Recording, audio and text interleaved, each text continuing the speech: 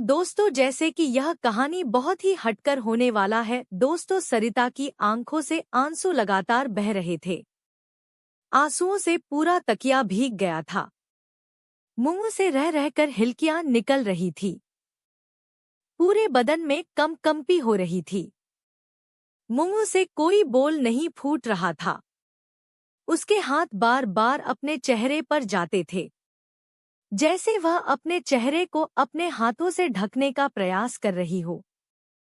बहुत कष्ट में लग रही थी सरिता।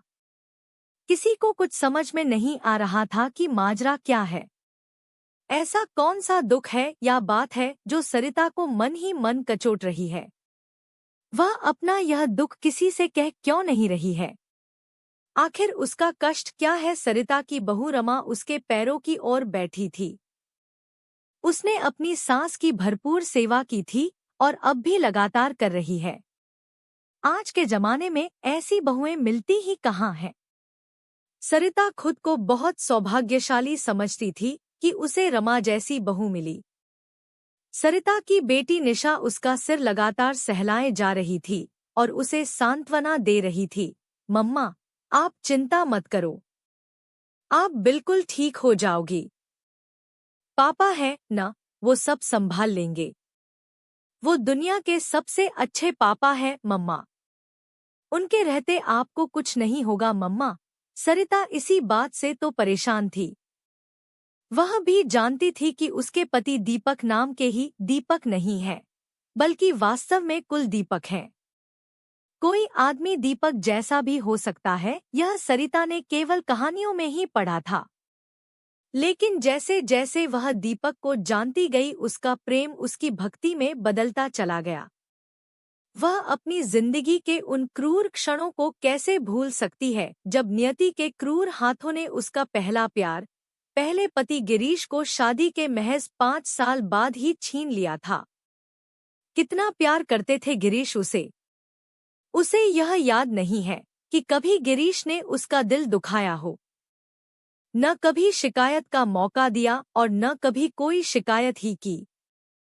भगवान उस पर इतना मेहरबान होगा, उसने कभी सोचा नहीं था।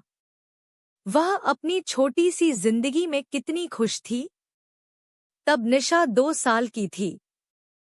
लगता है कि उसकी खुद की नजर लग गई थी उसकी जिंदगी को, उसके परिवार को। तभी तो एक दिन वह खबर आई जिसकी कल्पना मात्र से ही वह सिहर उठी थी। गिरीश मोटरसाइकिल से अपने ऑफिस जा रहे थे और पीछे से एक ट्रॉले ने उन्हें कुचल दिया था। उस दुर्दिन को वह कैसे भूल सकती है भला। उस एक घटना से उसकी हंसती खेलती जिंदगी तबाह हो गई थी और उसकी गोद आंसुओं से भर गई थी। वह निशा को अपनी बाहों में भरकर न जाने कब तक रोती रही। बेचारी 2 साल की छोटी सी बच्ची समझ ही नहीं पाई कि उसकी मम्मा रो क्यों रही है। मम्मा को रोते देखकर वह भी जोर जोर से रोने लगी थी। साल भर बाद उसके ससुराल वाले और पीहर वाले दोनों ही परिवार के लोग उस पर दूसरी शादी का दबाव बनाने लगे थे। मगर सरिता गिरीश की यादों की छाव में ही अपना शेष जीवन गुजारना चाहती थी। उसके मन मंदिर का देवता गिरीश था जिसकी वह दिलोजान से पूजा करती थी। उसमें अब किसी और की प्रतिमा की स्थापना नहीं हो सकती थी।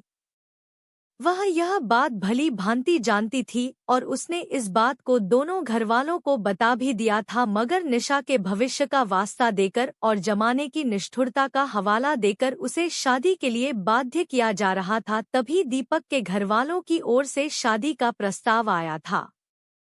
दीपक सिविल इंजीनियर था और सार्वजनिक निर्माण विभाग में JEN था। हंसमुख स्वभाव का लड़का था।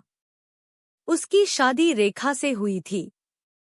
एक बेटा लोकेश था जो 3 साल का हो गया था। दीपक की पत्नी रेखा का शादी से पहले एक लड़के से चक्कर चल रहा था। लड़का थोड़ा उचक्का टाइप का था। रेखा जिद पर अड़ी रही कि वह उसी लड़के से शादी करेगी, मगर घरवाले उस बदमाश प्रवृत्ति के लड़के से शादी करके उसकी जिंदगी बर्बाद होते नहीं देखना चाहते थे। दीपक उनका जाना पहचाना था और उसकी शालीनता और उसके मधुर व्यवहार के कारण वह पूरे परिवार को पसंद था, मगर रेखा को नहीं। रेखा को शरीफ आदमी पसंद नहीं थे, उच्छृंखल, उद्दंड, शैतान टाइप के आदमी पसंद थे। रेखा के घरवालों ने उसकी शादी दीपक से कर दी। शादी के बाद भी रेखा अपने प्रेमी से मिलती रही। खुद रेखा को पता नहीं था कि लोकेश दीपक का है या उसके प्रेमी का। वह तो सपनों की दुनिया में ही रहना चाहती थी और अपने जीवन में फिल्मी स्टाइल का रोमांस चाहती थी। दीपक एक कुलीन लड़का था जो अपनी हदों को जानता था। अपनी ओर से दीपक ने रेखा को सर्वश्रेष्ठ देने का प्रयास किया था, मगर जिन्हें नाले में लोट लगाने में आनंद आता हो उन्हें गंगा जी में डुबकी लगाने में कैसे आनंद आएगा। एक दिन मालूम चला कि रेखा अपने 3 साल के बच्चे लोकेश को छोड़कर अपने प्रेमी के साथ भाग गई थी। घर में रखे सब गहने और नकदी भी ले गई थी अपने साथ। दीपक के लिए यह आघात मौत से भी भयंकर था। वह समझ ही नहीं पाया कि उसके प्यार में कहाँ कमी रह गई थी। उसे यह भी याद नहीं आया कि कभी उन दोनों की लड़ाई हुई हो। यद्यपि 1-2 बार रेखा ने कहा भी था कि तुम मुझसे लड़ते क्यों नहीं हो।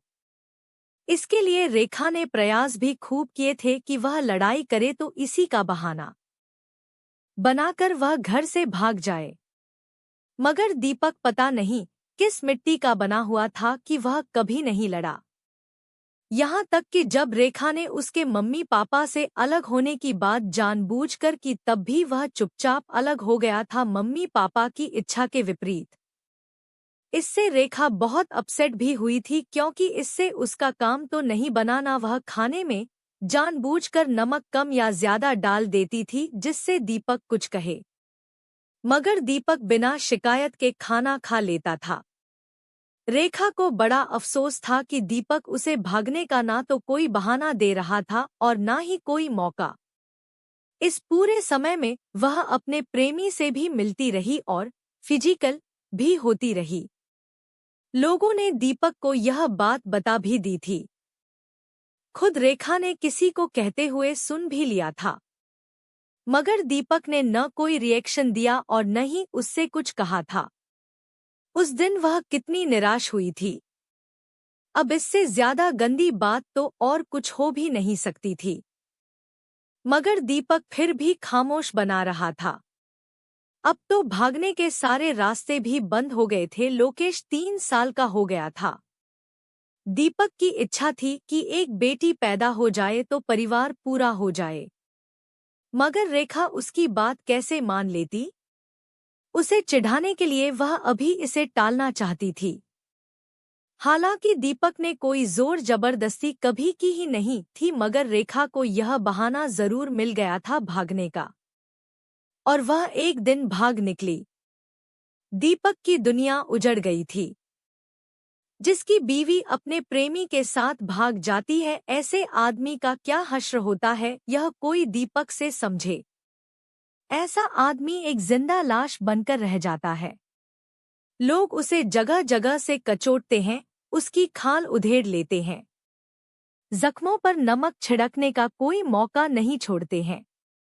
दीपक भी एक जिंदा लाश की तरह जी रहा था अपने बेटे लोकेश के लिए। जब दीपक के पास सरिता का प्रस्ताव आया था तो उसने अपने बेटे लोकेश के भविष्य को ध्यान में रखकर सरिता से मिलने का मन बनाया। किसी परिचित के घर दोनों की मुलाकात करवाई गई। सरिता को वह प्रथम मुलाकात अच्छी तरह याद है जब दीपक ने कहा था, सरिता जी, मैं यह विवाह अपने लिए नहीं कर रहा हूँ बल्कि अपने बेटे के लिए कर रहा हूँ।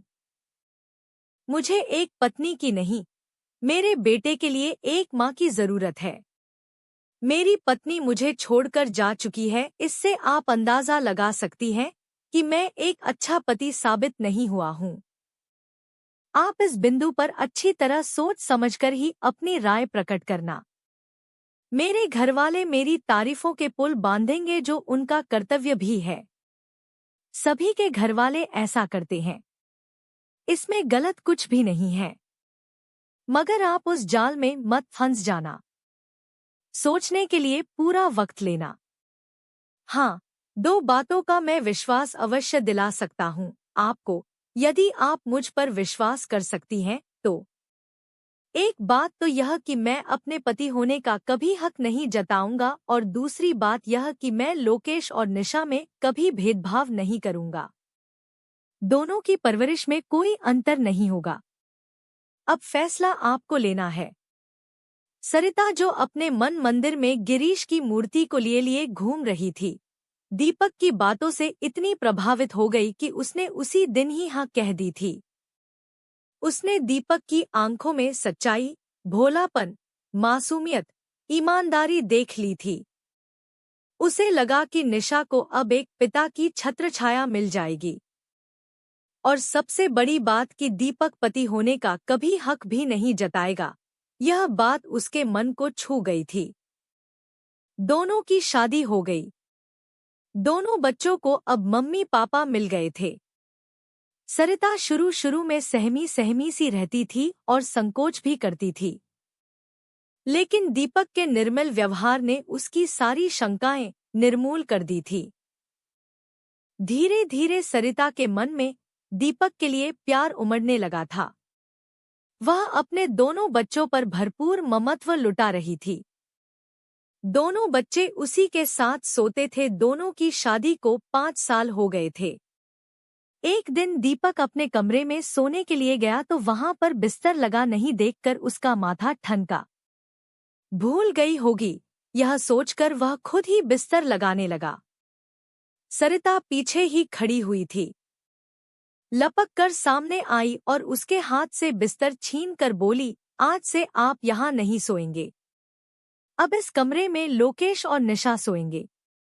देखते नहीं कितने बड़े हो गए हैं ये दोनों। लोकेश 8 साल के और निशा 7 साल की हो गई है। अब वे दोनों अलग सो सकते हैं। अचानक दीपक को लगा कि यह बात उसके दिमाग में क्यों नहीं आई। सरिता कितना ध्यान रखती है लोकेश का। ऐसा कहीं से भी नहीं लगता है कि सरिता लोकेश की सौतेली माँ है। पहले तो वह भी शंकित था एक सौतेली माँ को घर में लाकर, मगर जिस तरह से सरिता ने लोकेश को अपने बेटे से भी बढ़कर प्यार दिया तो उसका सारा डर जाता रहा। वह भी निशा को अपनी बेटी की तरह ही प्यार करता था। दोनों बच्चे भाई बहन की तरह हिलमिल कर रहते थे। अरे हाँ, मैं तो भूल ही गया था। देखा कितना भुलक्कड़ हो गया हूँ आजकल। ठीक है, दोनों बच्चे इस कमरे में सो जाएंगे और मैं अपना बिस्तर बाहर बरामदे में लगा लेता हूँ। और वह अपना बिस्तर बाहर ले जाने लगा। सरिता उसके सामने इस तरह खड़ी हो गई कि वह चाहकर भी बाहर नहीं जा सकता था।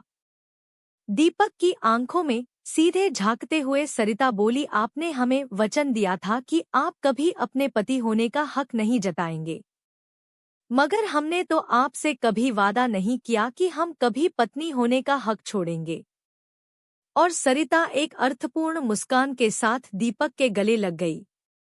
उस दिन वे दोनों मुकम्मल पति पत्नी बने थे। दिन बीतते रहे और बच्चे बड़े होते रहे। श्राद्ध पक्ष में सरिता गिरीश का श्राद्ध रखती थी। दीपक ने ना तो कभी ऐतराज जताया और ना कभी गिरीश के लिए कुछ अपशब्द कहे, बल्कि जब जब भी उसे गिरीश के बारे में कहीं से कुछ सुनने को मिलता था तो वह उसकी प्रशंसा में 4 चांद लगाकर ही बोलता था।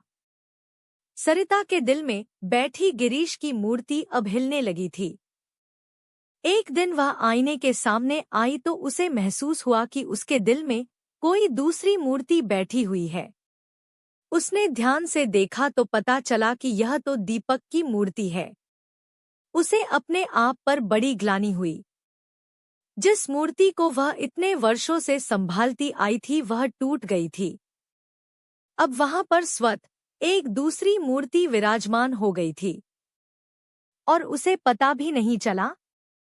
वह अपने पहले प्यार को कैसे भुला सकती थी। वह तो उसकी जान था, संबल था, विश्वास था। क्या वह झूठा था? उसके दिल से आवाज आई, नहीं। वह प्यार सच्चा था, निश्चल था, सपने जैसा था। मगर दीपक का प्यार अलौकिक है। गिरीश का प्यार डल झील की तरह था तो दीपक का प्यार हिंद महासागर की तरह है, और इसमें कुछ भी अस्वाभाविक नहीं है। वह है ही ऐसा कि उससे हर किसी को प्यार हो जाए। रेखा कितनी मूर्ख लड़की थी जो सूरज को छोड़कर एक जुगनू के पीछे पीछे भाग रही थी। मगर जो भी होता है अच्छे के लिए ही होता है। अगर रेखा नहीं भागती तो क्या यह पारस उसके हाथ लगता? आज जब सरिता अपने जीवन की अंतिम सांसें गिन रही है, डॉक्टर ने उसे ब्लड कैंसर बता दिया है और उसे बस चंद दिनों की मेहमान घोषित कर दिया है, तो वह आज अपने आराध्य श्री कृष्ण भगवान से वरदान मांग रही थी कि अगले जन्म में उसे पति फिर से मिले।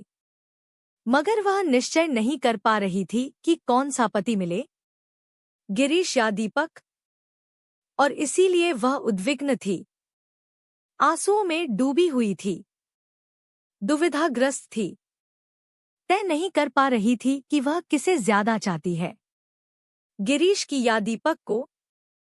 इसीलिए वह लगातार रोए जा रही थी। तभी दीपक आया और उसका सिर अपनी गोद में रखकर बोला, ये क्या हाल बना लिया है सरिता तुमने? ऊपर से जब गिरीश जी तुम्हें इस हाल में देखेंगे तो क्या सोचेंगे? कहेंगे कि उनकी अमानत को मैंने संभाल कर नहीं रखा। मैं भी कैसा आदमी हूँ जो इतना सा भी नहीं कर पाया? मैं क्या जवाब दूंगा उन्हें, तुम ही बतलाओ। दीपक इससे आगे बोल नहीं पाया था, उसका गला भर आया था। सरिता ने अपना हाथ उसके होठों पर रखते हुए कहा, आपने मेरी दुविधा मिटा दी है नाथ। मैं इतने सालों तक मृग मरीचिका की तरह भटकती रही, अपने भूत में ही जीती रही, जबकि मेरा वर्तमान भूत से ज्यादा हसीन है और भविष्य और भी सुनहरा होने वाला है। मगर मैं अल्पबुद्धि नारी अपने प्रभु को पहचान ही नहीं पाई। आज मुझे मेरे प्रभु के दर्शन हो गए हैं। अब मेरे मन में कोई दुविधा नहीं है। अब मैं चैन से मर सकती हूँ। बस एक बार मुझे अपने चरण